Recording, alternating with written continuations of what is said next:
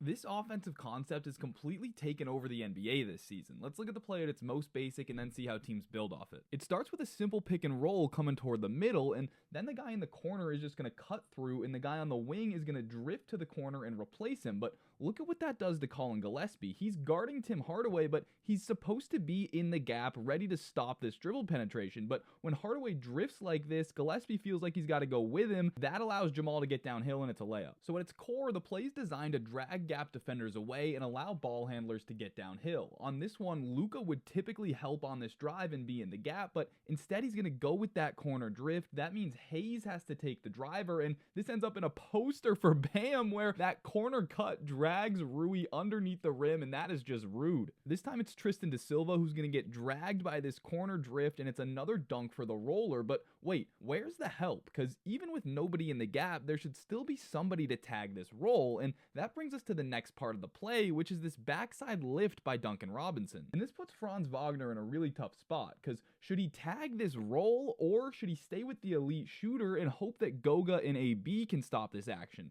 He chooses to stay with Robinson, that's why there's no tag. But if we watch the Cavs try to defend the play, watch Lonzo, who is going to tag the roll, but now look at his man on the lift. Yegor is wide open, he steps into it and drills it. And try to imagine if Yegor had just stayed in that corner, then Lonzo could have tagged the roll and then recovered back to the corner. We see that all the time in the NBA. Instead, this lift makes the closeout impossible for Lonzo, really far for Nance to even try it. So this play drags gap defenders out of the lane, and it puts helpers in a really tough spot between a roller and a shooter, but it also creates a bunch of wide open corner threes, because sometimes the defender in the gap will stay in the gap, and now as he tries to recover to his guy, he's all the way in the corner, and that's just too far away. And watch one more. This one starts off with the handoff, but it's the same idea. Larson wants to help in the gap and stop this drive. Kawhi's going to cut from the corner, which means Beal can drift down, and watch Pelle Larsson recover to the wing, but his man is now gone in the corner. Now Beal can just drain that. So because of this, you'll see defenders like Jamal Murray here try to take away the corner, but now his man is open on that corner cut. It's similar stuff here where Donovan gets downhill, looks off the kick out, Wiggins bites, and now Mobley has a dunk. So there's plenty of ways to score off this same action depending on how the defense reacts to it. Let me know what you think of this play in the comments. And if you want a much deeper analysis of this play, I'm going to be dropping a YouTube video in the next few days here showing a few clearer examples as well as how teams are trying to counter this on defense. Subscribe to the YouTube so you don't miss it.